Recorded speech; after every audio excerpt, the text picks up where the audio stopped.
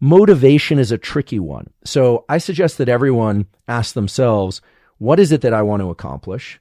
And what is it that's driving me to accomplish this? And come up with 2 or 3 things, fear-based perhaps, love-based perhaps, or perhaps several of those, in order to ensure alertness, energy, and attention for the task. This is very important to understand because our motivations are what's going to keep us going when we really don't want to do something in the health and wellness space. So like my love-based motivation is I want to be, fit and healthy enough to help others get fit and healthy. So like if I'm always constantly taking care of myself, then I don't have time to, run fly bodies and take care of others. So it's like, that's the love-based. I really enjoy helping others like get on a healthy path and stay on the healthy path. Like a fear-based motivation for me would be, I don't like getting migraines. And if I don't eat healthy, or if I don't get a lot of sleep, or if I'm just like running myself ragged and I'm not trying to take care of myself as much, I get migraines. So like that's a fear-based for me. And also I want to say like a fear-based too for me would be like, my family has a history of heart disease. So those are like love-based and fear-based things you want to think about when trying to say what's motivating me to try to live a healthier lifestyle. So hope that helps. Building an Alzheimer's resistant brain means learning to speak Italian, meeting new friends, reading a book, or listening to a great TED Talk.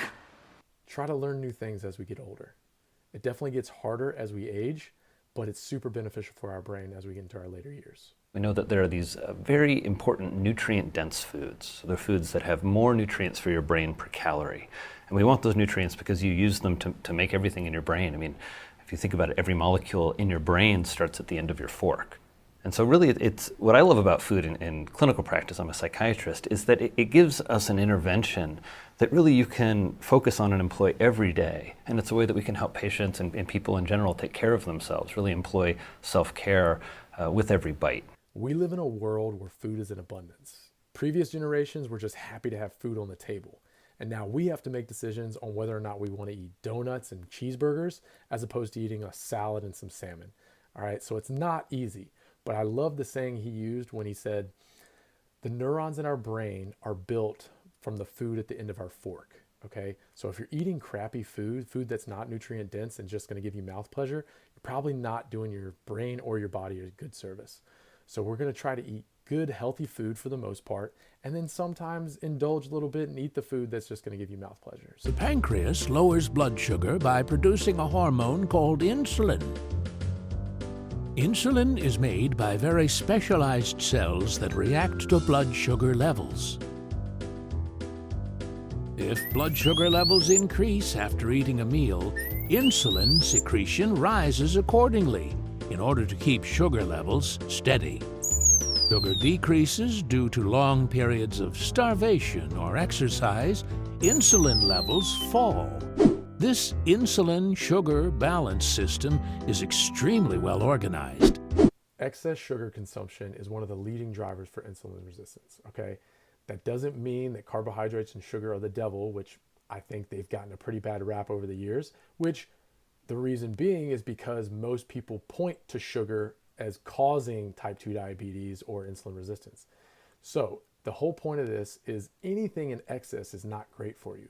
But sugar in excess has been shown to cause a lot of problems. So the moral of this story is to be aware of how much sugar you're taking in.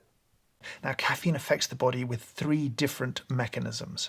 Firstly, caffeine blocks the receptors in the body for a compound called adenosine. Under normal circumstances, adenosine triggers these receptors and it produces a feeling of relaxation and even drowsiness for some people. And so caffeine prevents this from happening while also causing the body to increase production of dopamine and noradrenaline. This is the mechanism behind most of the effects that we all experience with caffeine, this inhibition of adenosine.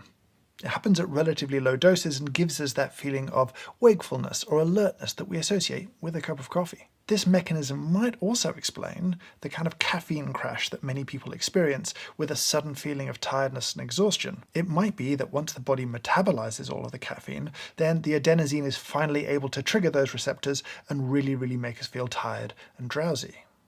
So the first thing I'll say is caffeine is one hell of a drug. And I'm not here to tell you to stop drinking caffeine. I'm just here to tell you to try to drink caffeine at a more productive time. And what I mean by that is don't drink caffeine like first thing in the morning to pry your eyes open on a normal basis. So if you know, sometimes that does happen and sometimes you do need that boost. But on a normal basis, wait about 2 to 3 hours before you have your caffeine so you can use it as a productivity boost instead of something that's prying your eyes open. This will help you produce more cortisol in the morning to wake you up. All right. So that's all I got. Drink your caffeine, enjoy it, and keep being productive.